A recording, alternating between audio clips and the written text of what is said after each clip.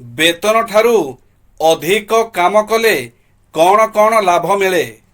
ଆପଣ ଯେଉଁଠି ଯେକୌଣସି କାମ କଲେ ବି ନିଜର ସମ୍ମାନ ଏବଂ ମର୍ଯ୍ୟାଦା ବଢ଼େ।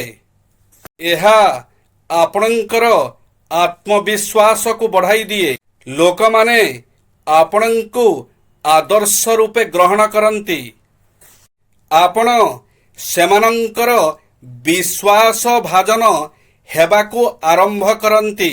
ବରିଷ୍ଠମାନଙ୍କ ମଧ୍ୟରେ ଆପଣଙ୍କ ପ୍ରତି ସମ୍ମାନ ବୋଧ ସୃଷ୍ଟି ହୁଏ।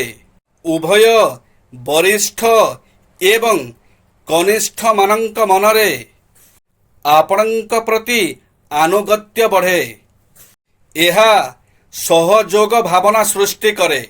ବୟସ, ଶିକ୍ଷାଗତ ଯୋଗ୍ୟତା ଏବଂ ଅଭିଜ୍ଞତା ଯାହା ଥାଉ ନା କାହିଁକି, ସବୁବେଳେ ସବୁ ଜାଗାରେ ଏହି ଲୋକମାନଙ୍କର ଚାହିଦା ରହିଥାଏ, ଯେଉଁମାନେ ବିନା ତତ୍ତ୍ୱାବଧାନରେ କଠିନ ପରିଶ୍ରମ କରିପାରନ୍ତି, ଯେଉଁମାନେ ସମୟାନୁବର୍ତ୍ତୀ ଏବଂ ବିଚାରବନ୍ତ, ଯେଉଁମାନେ ଧ୍ୟାନପୂର୍ବକ ଶୁଣି ଠିକ୍ ଠିକ୍ ଆଦେଶ ପାଳନ କରନ୍ତି, ସତ୍ୟ କହନ୍ତି ତଥା ଜରୁରୀ ସମୟରେ କାମ କରିବା ପାଇଁ କୁଣ୍ଠାବୋଧ କରନ୍ତି ନାହିଁ।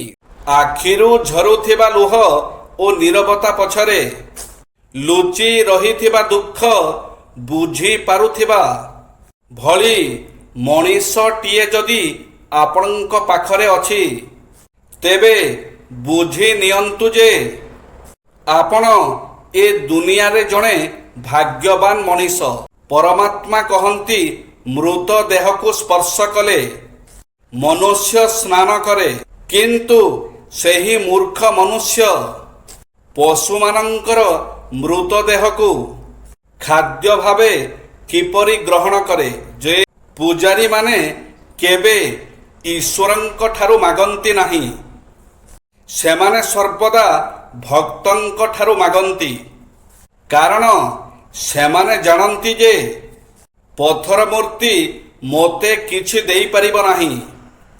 ତଥାପି ଲୋକମାନଙ୍କର ଆଖି ଖୋଲୁନାହିଁ, କାରଣ ଅନ୍ଧ ଭକ୍ତ ଆଖି ଥାଇ ପ୍ରତ୍ୟେକ ସଫଳତାର କାହାଣୀ ମଧ୍ୟ ଗୋଟିଏ ଗୋଟିଏ ବିଫଳତାର କାହାଣୀ।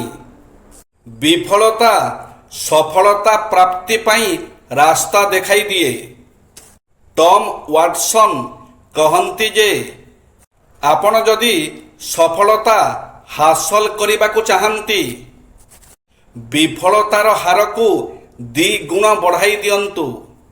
ଇତିହାସ ପଢ଼ିଲେ ଆମେ ଜାଣିବା ଯେ ସବୁ ବଡ଼ ସଫଳତାର କାହାଣୀଗୁଡ଼ିକ ମଧ୍ୟ ବଡ଼ ବଡ଼ ବିଫଳତାର କାହାଣୀ।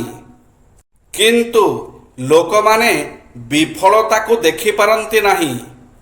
ସେମାନେ ଦୃଶ୍ୟର କେବଳ ଗୋଟିଏ ପାଖକୁ ଦେଖିଥାନ୍ତି ଏବଂ କହନ୍ତି ଯେ ସେ ବଡ଼ ଭାଗ୍ୟବାନ।